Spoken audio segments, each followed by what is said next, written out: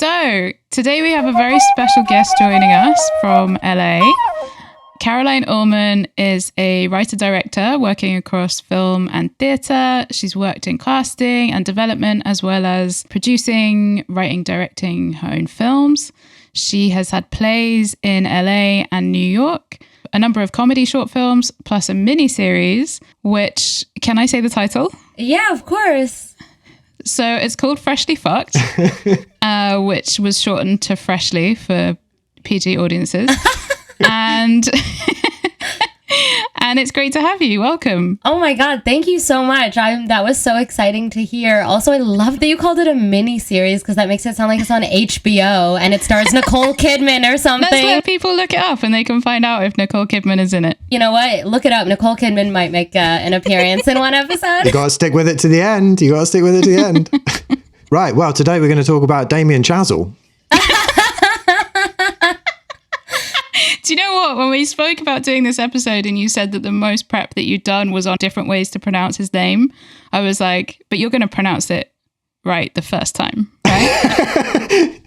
It wasn't different pronunciation so much as I wrote down a series of different nicknames that if we were friends, then I would call him. Let's hear them. I want to hear them all. I'll give you a couple right now and then you can have a couple later on as well. You know, obviously Chaz. I mean, Chaz it writes itself, right? Exactly. The but Chaz then man. if you want to be, exactly. Chazman Crothers. Oh, wow. The Chazman Cometh. Yes. Chaz and Dave. So there's a few for now. Nothing with the Zell part, huh? Yeah, No, I didn't get on. No, maybe we can brainstorm some of that later on. Well, so Caroline, you wanted to talk about the Chazman. What in particular stood out to you about his career? The funniest thing to me is that I like the ones of his that I didn't expect to like, and then I didn't like the ones that I did expect to like. Okay. Yeah, I just watched Whiplash for the first time and Babylon for the first time, and I thought that I was going to really like Whiplash and not like Babylon at all. And it was the complete opposite. So I feel like I enjoyed that part about just like the unexpected element of it. I feel like I was such a hater because I don't like La La Land. Oh, right. Okay. I mean, I appreciate aspects of it and we should get into it. But because of that, I didn't watch any of his other movies for so long because I was like, I don't like this, so I probably won't like the other ones. Right. Okay. And I didn't even know that he did Whiplash actually. Like, well, this is it, right? Because I just watched La La Land for the first time. For the first time? Okay. And I had seen Whiplash when it first came out at the cinema. And yeah, me too. Babylon, I also saw randomly when it first came out at the cinema. I never would have put those two films together as being the same director in my head. Exactly. But La La Land, it's that perfect bridging film that makes it all make sense. It's funny you say that though, because I felt like, I mean, the reason that I watched Babylon, which was more recent, was because at that point we were going to do an episode on it, but you weren't sure about it because you didn't want to watch it again. I don't want to watch it again. I'd seen Whiplash when it first came out and was blown away by it. And then, I mean, the kind of theme of Babylon, there are similarities with Whiplash, you know, dreamers, trying to be a star, character arc. Yeah. But also for me, it's the thread that links all of his films is that he's a trained musician. Yeah. The way that every film is built around music, because Babylon is a very music heavy film considering it's not about music. It really is. Yeah. Well, that's what I mean by transition, right? Where Whiplash is purely about music, La La Land is half about music, but half about cinema, and then Babylon is fully about cinema. Yeah. Wait, Hannah, that's so funny that you say he's a trained musician because I think the music in La La Land is ass. I don't like it. I know that Pasek and Paul wrote it. I'm a fan of them in other projects, but I could not get behind the music in that movie, and that was a huge reason I didn't like it. Yeah, that's fair enough. So the first time I tried to watch La La Land, which was like totally separate, because there was that whole Oscars thing with Moonlight when they said the wrong one. And so I went, iconic. Yeah, absolutely iconic. And then I didn't even finish the opening number that time. Yeah. And then this time obviously was like, well, I have to watch the whole thing because we're going to talk about it. I found myself a lot more on board with the music this time, but I have to say that might be because the musical that I had seen before La La Land was Emilia Perez. Oh my God. Same. What? Yeah. My bar had been automatically lowered by seeing Emilia Perez. That's 100% why, I'm going to say. Yeah. You watch any musical now and it's like, maybe I do love musicals after Emilia Perez. Emilia Perez is not a musical. We cannot call it that. That's offensive to musicals. I will say, just so that we know, like Caroline actually does love musicals and you're into musicals, right? You know a lot of them, and What's your favorite musical? Oh, that's a hard question because I have the ones that I grew up with, Rent and stuff that just made me love musicals and like Wicked and like those ones because that was like early 2000s, so I was very young. Hair was one of my first musicals that I really liked. I love that one. Now, what's that one about? Hair. Yeah. It takes place in the 70s, so it's about hippies, it's about the Vietnam War. Okay. The music is like kind of crazy in a really fun way. It's also a movie. Is this the one where John Travolta is in drag? That's Hairspray. Right? Oh my God, please. I was making the same mistake immediately in my head. No. That's why I asked what it was about. I know it sounded facetious.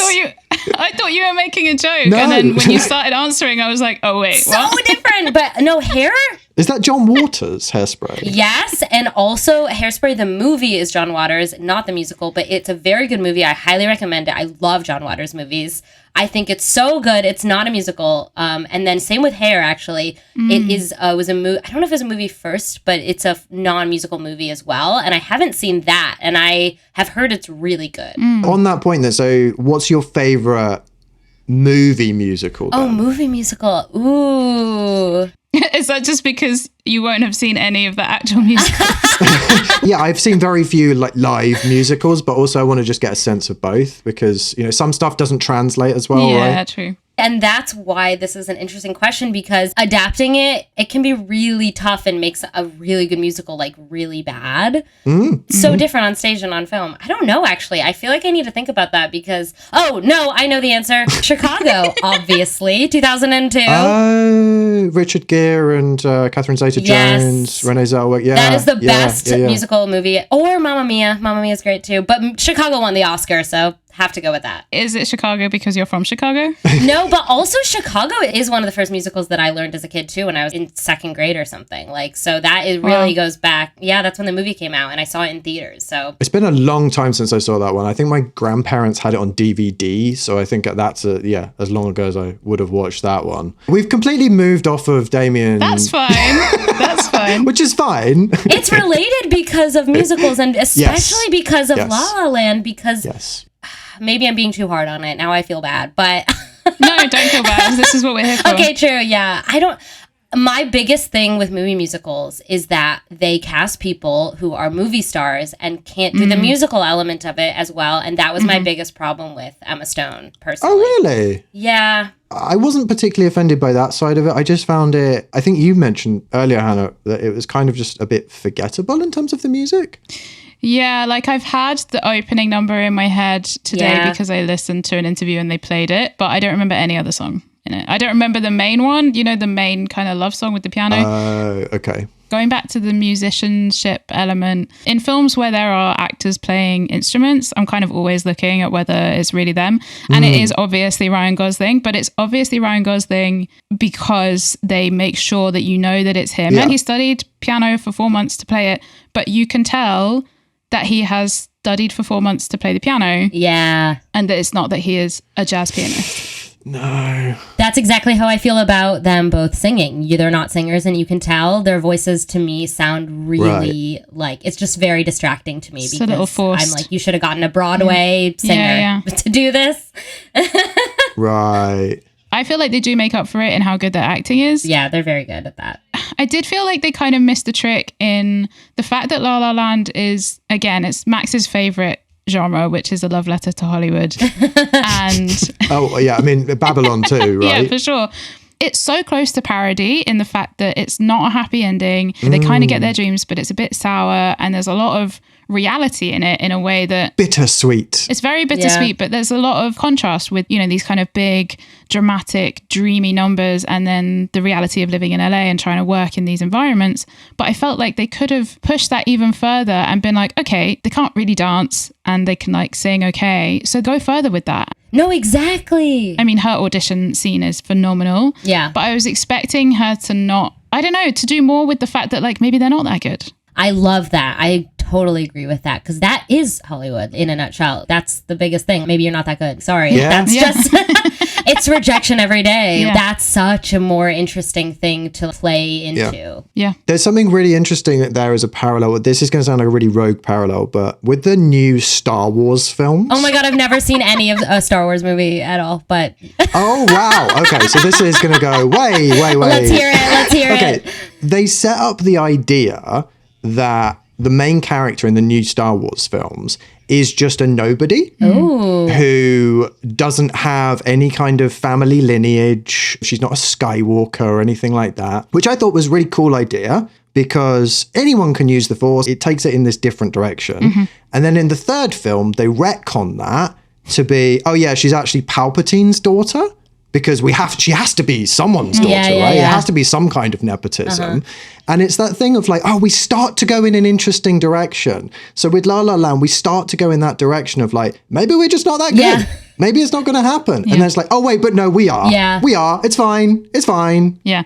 Oh, you're starting to touch on an interesting idea. Yeah. And then you just fuck it right off. Yeah. They are both brilliant comedy and brilliant physical actors. Yeah. Ryan Gosling in The Fall Guy, so many of the jokes land because of how he's acting It's in because that. of him. Yes. Nice Guys, too. Yeah, Nice Guys too. Nice Guys, yeah. And even Emma Stone in Zombieland, you know, like the dialogue is trash, but her acting is great. And the kind of Is that the one where she gets movement- hit in the head? in Zombieland? Oh, no, that's super bad. Yeah, which was her first film. Yeah. She's funny. She's very funny. physical comedian. Yeah. All of her collaborations with Yorgos Lanthimos as well. Very physical comedy. Yeah. And yeah, her yeah. in the Curse, the Nathan Fielder show. I've still comedy. not watched Yes. it. It's been on my list. Oh, it's so good. She's incredible So in good. it. She's incredible in it. Yeah. Probably her best work. She's always good. I think if anyone could have pulled off that kind of narrative where we are slipping outside of this, it's all going to be okay in the end, these two were the ones who could have done that. Well, I think we're forgetting something that is probably the biggest reason for them not being able to showcase their comedy is that Damien Chazelle is probably not a very funny person based on his work. That's true. Let's think about that. I don't think this guy's a comedic director. You know what I mean? Like, he's probably not looking for that. Yeah. Even in Babylon, anything that is funny is kind of secondary. It's the actors. Yeah. You do have these bit parts with the jazz musicians arguing in between, but it really felt like a sketch that had been added in afterwards. Or improvised on set, right? Totally. Or improvised on set. Brad Pitt had some funny bits, but again, could have easily come from him. But it's Brad Pitt doing his thing. I did think it was hilarious when that guy died inside of the booth because it was too hot. Oh, it was so brutal. That was so brutal. That was I love hilarious. that you thought that was funny when that's like definitely not supposed to be a comedy moment. But the way that it's filmed, the way that was filmed is very funny. They do like a hard cut or like a hard pan. It's like he just falls very out. like slapstick silly. Yeah, That's and it's true. like, well, he's dead. Let's move on. Yeah, that's true. And even the bit, that whole scene when they're just going over and over and over and she keeps missing her mark, or I loved that scene so much. that's kind of the closest that you get to comedy in it. Yes. It's also really sad because she's just struggling so much. Yes, it's very sad. But yeah, so maybe that wasn't supposed to, I don't know. Yeah, I that's- really No liked that sense of scene humor though. or a bleak British sense of humor. Okay, true. That is true. I'm so pleased that you said when the guy died in the booth though, because at first we'd been talking about Brad Pitt and then you were like, it was so funny when, and I was like, oh my God, please don't tell me that you laughed at. I will never laugh at Brad Pitt. Are you kidding me? He thinks he's so funny. The cringiest thing about Brad Pitt to me is that he wants to be a comedian so bad, like so bad, and you can like smell it on him. Margot Robbie, she can do it. She's funny. Did she come out of soap operas? She probably did because she's Probably. Australian. Exactly. I feel like They they all do, all. don't they? Wow, is yeah. that just a massive, horrible stereotyping from all No, three of us? it's true. No, it's it's so super true of true. Australians, right? Is it just putting her in that? Was that her first thing? I mean to put her in that bracket just because people who come out of soap operas have a really good training in melodrama. Like it's closer to stage acting, right? Which you know, Yeah. you learn how to play comedic beats in a different way. So if you're just going straight into serious Hollywood drama stuff, right? True. I'm interested to know, Caroline, why you didn't like Whiplash, because that was kind of where this whole thing started, was you telling me that you'd watched it and that you thought it wasn't good, and I'm intrigued.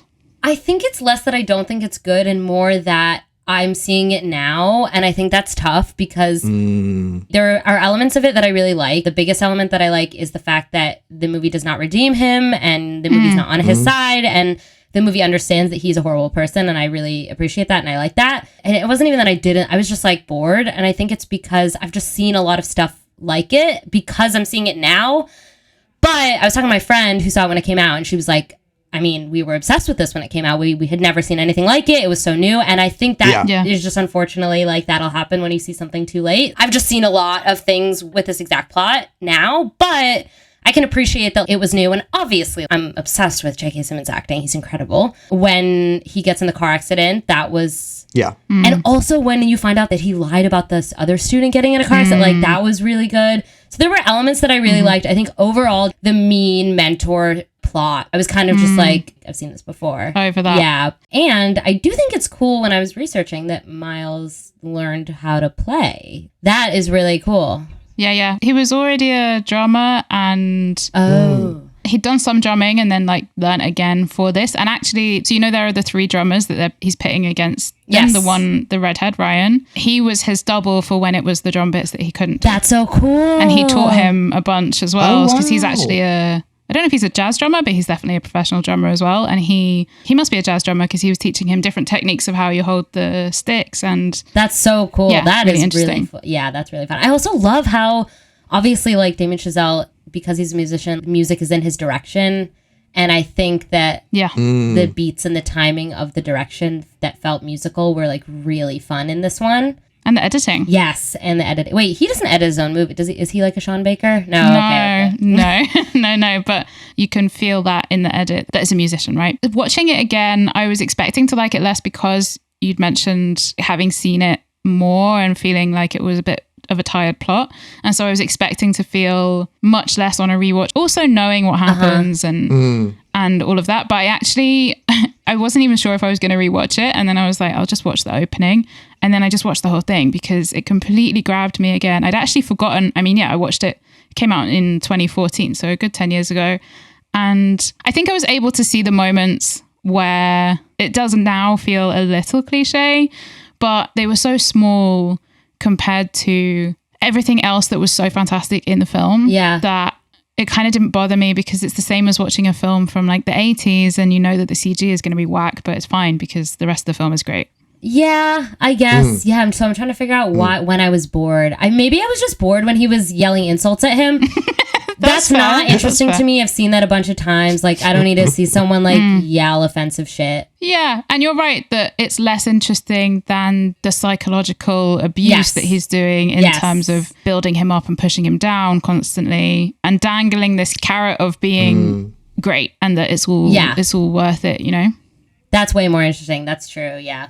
Like, I had totally forgotten the ending. I remembered it as the car crash being the end. And then when it got to the car crash and I was in the middle, I was like, wait, there's what? Yeah. What happens? As a film that was the first to examine this kind of damaging mentor relationship at a time when it was the same year there was a guy who got arrested for like 11 counts of abuse in a music school thing. It felt like a kind of, not as far as Me Too, but it was definitely at that point. Timely, yeah. Yeah, timely. And Damien Chazelle, he was a trained musician. It was building on experience. And he wrote this in frustration because La La Land, he'd already written La La Land and they couldn't make it. Oh, and they really? Yeah. Oh my God. That kind of makes sense because I guess it's a lot more... It's a way easier movie to make. Yeah, and it's also a lot more optimistic. There's less of a depth to it than it feels like Whiplash had.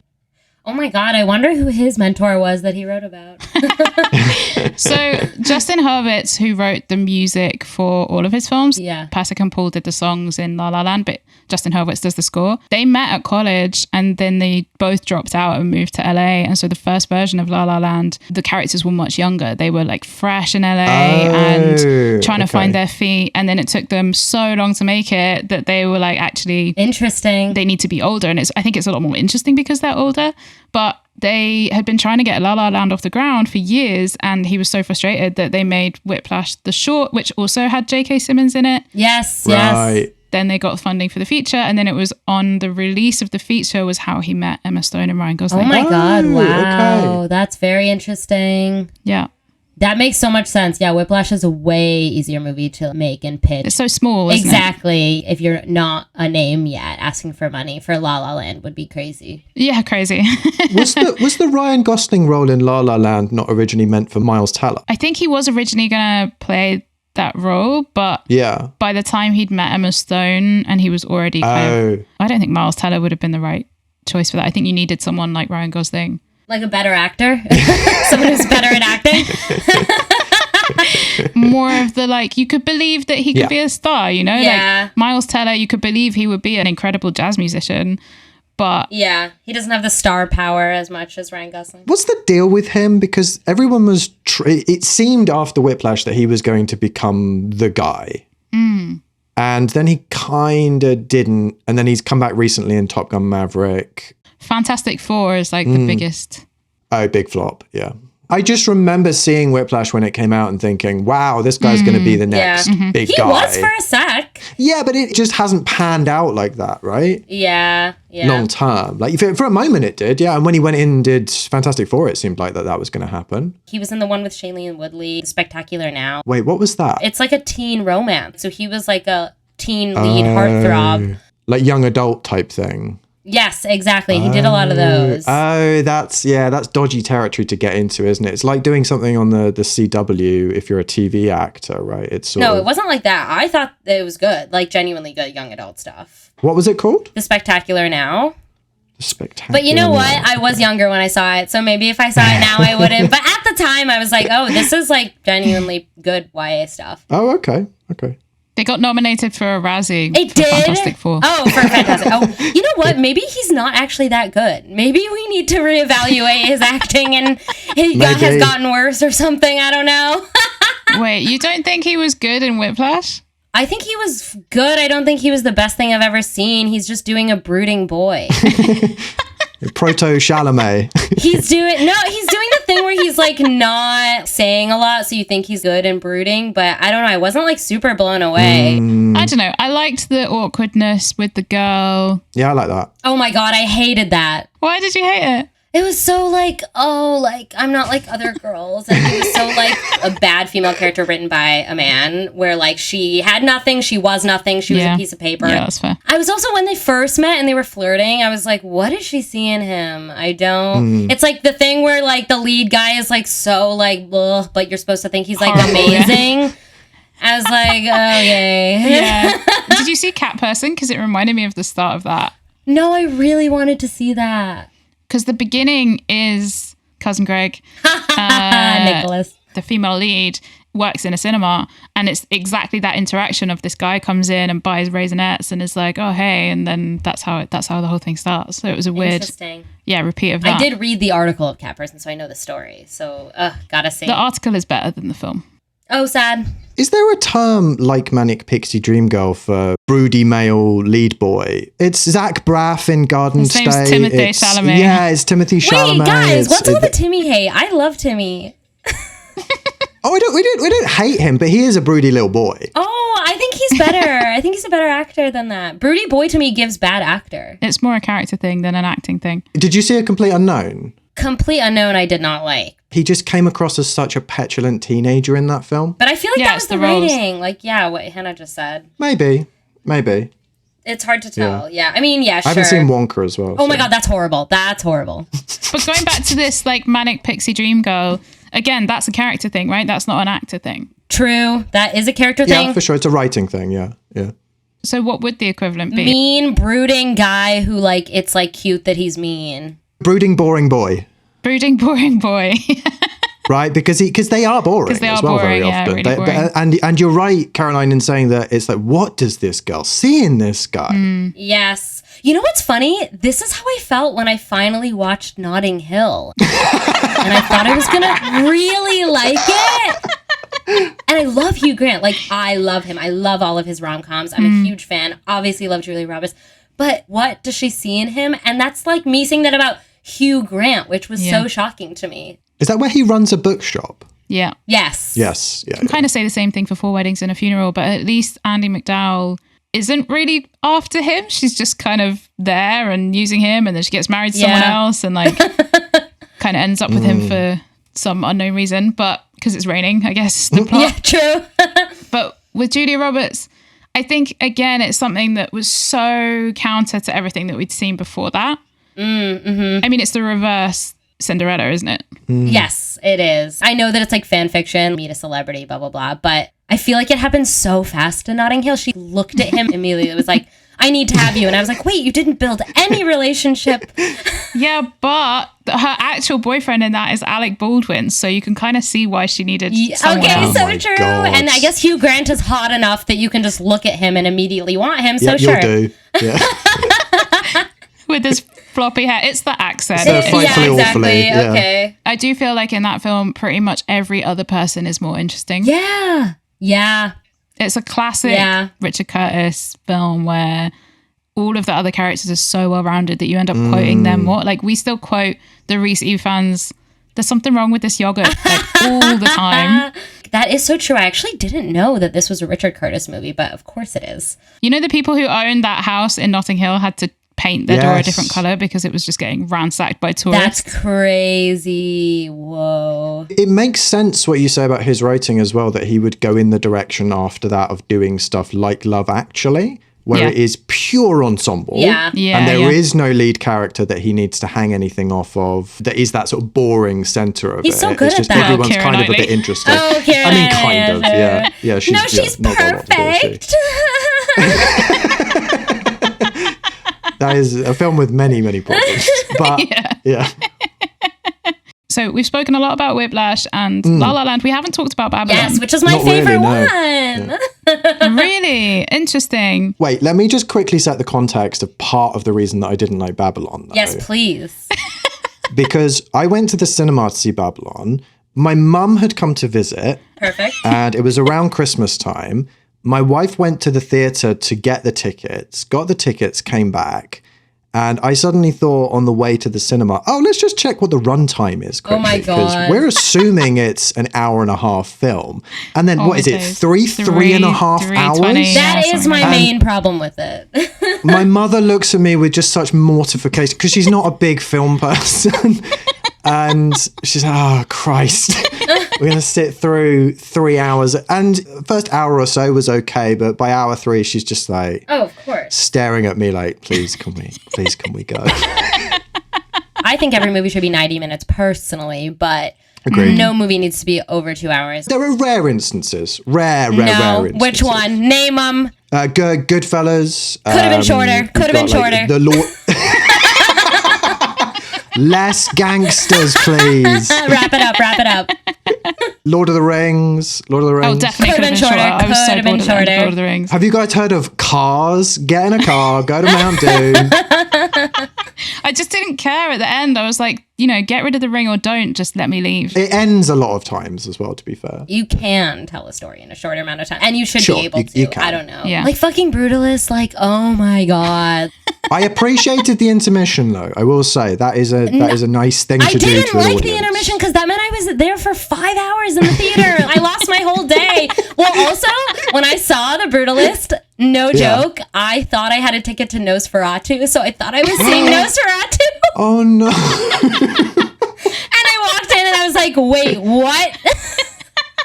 Where's Nick Holt? What is When going on? are the vampires coming out? And I was like, not prepared for that to be my whole day, so that might have been a little Same thing then, right? Same Yeah, thing. that'll Where do. you go to the cinema with one expectation, and Yeah. I remember liking bits of Babylon, but because of the context, it was by the third hour just getting a lot. Yeah. So often we'll be talking about our appreciation or lack of it for a film, and all of it has to do with context, I think, because Yeah. I had been sent to watch Babylon by you, knowing that you hadn't liked it. And I was really expecting not to like it. And I watched it at home. So I watched it in like 3 sittings. Yeah, you can pause it. Yeah, exactly. I spent the first 20 minutes being like, this scene does not need to be this long. The whole intro was so gratuitous, and I understand in the whole it's Hollywood in the 20s, but we could have got all of that information and all of that style in a 5-minute sequence and it would have been much more impressive. The end was like that as well, right? Well, the last hour is like a different movie. When Tobey Maguire's in it, like, what the fuck are we doing? Yeah, but he was so liked He was it. good. He was so good. He was was fun, fun. but then that whole scene that happens after, I was like, what am I watching? Like, go back. Oh yeah, it was awful. Yeah. Oh, is that the sort of descent into Yes, hell kind of yes. sequence? Yeah. Yeah, it was kind of unnecessary, but I wasn't expecting to enjoy it. And then I do love the kind of love letters to Hollywood in some respects. I love that time and the movies that came out of that time period. I grew up watching them. And so it kind of resonates in a different way. But the whole way through, I kept thinking, I feel like this is just Singing in the Rain. And then when it refers back to it, where she sees Singing in the Rain and she's like, wait, that's my story. Just referencing it back and being like, hey, that's what I did is not enough to cover up the fact that you've basically just remade Singing in the Rain. That's so funny. I've never seen that movie. Really? Yeah. So I didn't even, that's so interesting. Now I'm so curious. For a lover of musicals, that's a big one, isn't it? I know. I missed it. I gotta watch it.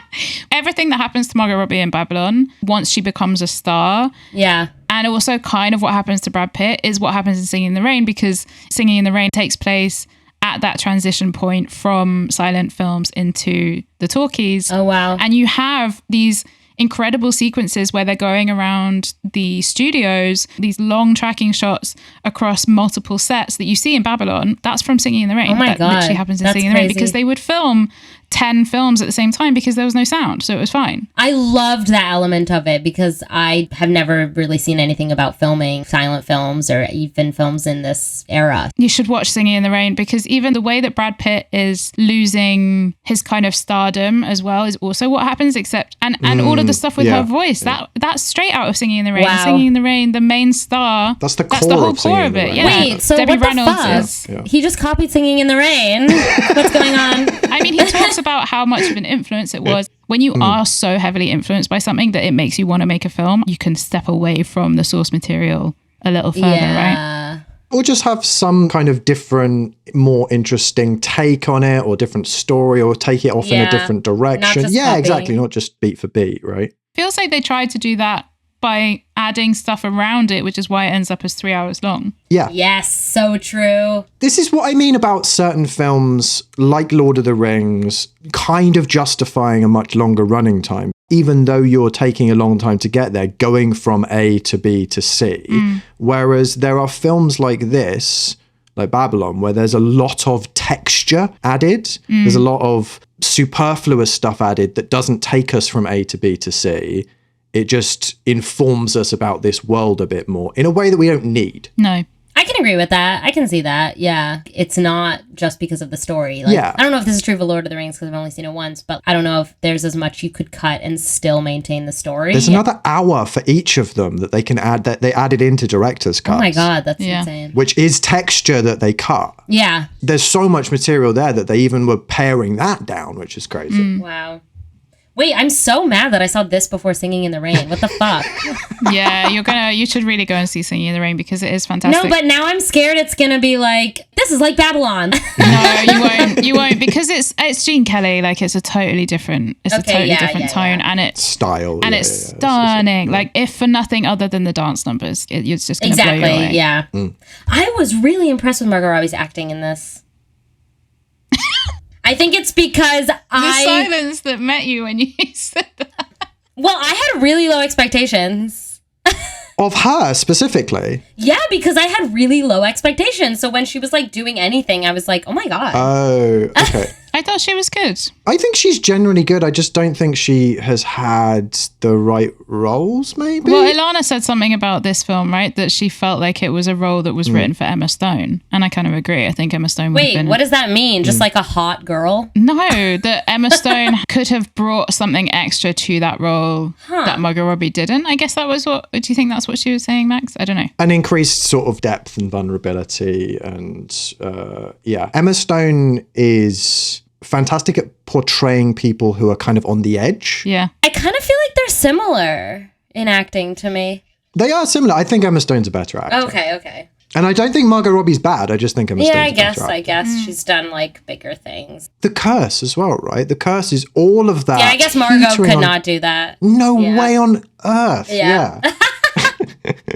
Even the audition scene in La La Land. Yeah. The emotions that she goes through in that one scene. There's a depth just that you read on her face, which, yeah, I mean, Margot Robbie just doesn't, maybe she could get there, but she doesn't have it right now. A little bit of trivia for that audition scene. Oh, yeah. A lot of the experiences that the two go through during their time in LA and in La La Land were taken directly from Emma Stone and Ryan Gosling's experiences.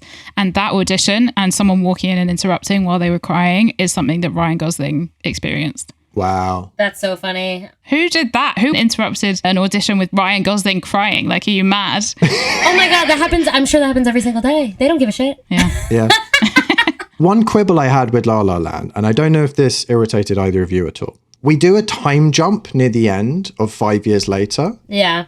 And in that time jump, she's gone from basically landing her first gig to she is married, she has a child, Yeah. she is a big star, enough actor yeah. that everyone recognizes her. 5 years felt too quick to me. Yeah. And he's got his whole club is sorted and everything's All sorted. everything's fine. Yeah. Yeah. Yeah. They should have pushed it to later. A little That bit would make later. Just felt Yeah. slightly strange. It's just like a title that you could have changed, which just, Yeah. Yeah. Just backspace a couple of times. Actually, and then- so true. So 15 years easy to later. change. Yeah.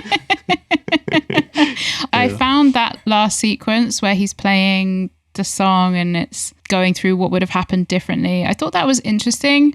I don't know if it had enough weight. It was cute, Yeah. It was cute, yeah. right? Which my big takeaway from La La Land was it was fine. Yeah. I wonder how much he had to change because in an interview with BAFTA, he gets asked how much the studios pushed back on things that he wanted to do or like what specifically they didn't like. Yeah. And he was like, they didn't like jazz and they didn't like the ending, That's so funny. which I thought was really funny because that's kind of the whole point of it, right? Those two things. Yeah. And I wonder if being pushed back meant that maybe there wasn't even more of a bitter ending or more of a sad ending. Like it was still a little bit Hollywood, wasn't it? Yeah. Oh, 100%. Yeah. It was bittersweet at the end, but it was 100% a happy ending for them. Yeah. Caroline, will you watch whatever he makes next? Sure. I see everything in theaters now, so why not? Are we going to play Nick Holt? Oh, I haven't prepared a Nick Holt, but we could work together Wait, to figure what? out a We Nick could Holt. do it together. What's that? Every episode we do a 6 Degrees of Nick Holt. What? Why him? You know the actor Nicholas Holt? Yeah, obviously. Max, this is the perfect opportunity to explain to people that have no idea why we do this. So obviously there's 6 Degrees of Kevin Bacon. Yes. We don't know Kevin Bacon. We don't know Nicholas Holt either. But when we first met at Reading Festival in 2007, I want to say, Yeah. nearby, at a nearby campsite, was Nicholas Holt. I mean, it's not just that, it's that he's from our town. Like he went to Oh, one of he the is? schools that my friend was friends with him. Like His girlfriend lived down my road, yeah. he's a local. Yeah. Have you guys heard him talk about the story how he like got hit by a bus during filming something when he was a child? Isn't that crazy?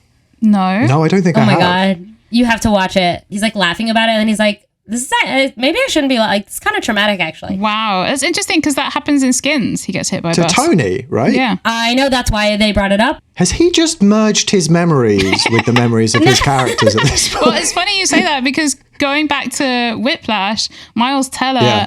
was in a car accident where it flipped Yes. 8 times. Holy shit, what the fuck? Yeah. That's so traumatic. Oh my God. And apparently Damien Chazelle also had some kind of accident or was really sick for the end of, I think it was for at the end of La La Land, and was in hospital for one day and went back to finish the film. I'm not sure if it Oh was my La La Land. God. Classic. Yeah. You have to finish the movie. It's more important, everyone. Doesn't matter if people die. I did just work out Nick Holt for Babylon quickly. Oh, 6 degrees from the movies. Got it. Yeah. Yeah, I mean, it's I've got like 3 degrees, and I've done this one slightly before. Brad Pitt. Yeah. Brad Pitt was in Meet Joe Black. With Anthony Hopkins. Anthony Hopkins is in that, and he's in Collide with Nicholas Holt. Hell yeah. Tidy. Yeah, so smashed it. Yeah, wait, I don't know. I'm usually so good at this. I'm like such an IMDb head, but let me think. Do you want to try jumping off from La La Land? Honestly, I feel like I need to start with Nicholas Hoult and just remember Yeah. what movies he's been in. Point. Yeah. Oh my God. Why can't I remember anything besides Skins? Oh my God. About a Boy. We always do Skins and About a Boy. Yeah, well, it's just key thing. It's key. And then what do we have? Renfield with Nicolas Cage. Oh my God, it was Whiplash. Chazelle was involved in a serious car accident in the third week of filming, was hospitalized with concussion, but he returned to set the following day to wrap on time. Well, that's dangerous. Oh. And it's so ironic for a film like Whiplash when the whole point is that don't do that. Yep. And you know he came back because the studio was like, who cares? You have to make this movie. We don't care about you. I guess that is a question though, like rewatching it, I had a similar feeling to the first time I watched it, which was that I know that the point of this is that we're supposed to be like, this is unhealthy and you shouldn't be so dedicated to stuff that you let everything else go. And at the same time, I feel like it does glorify that. His characters always succeed. Yeah. They do. Yes. Because of They it. always succeed at the end Yes, because of their exactly. obsession, because of how dedicated they are. They lose other things in their lives, Yep. Yeah. but they always get to their goal, Yeah. just like the Chaz Man. Oh my God. Actually, I've got a few more nicknames. Wait, yeah, I've got so if I was Australian, it'd be Chazzo. Oh yeah. With an O at the end. Trying to make it like a British crisps, Chazzles. because that's Chazzles, how- yeah. Love that. Chazzles. Chazzles, Sounds yeah. tasty.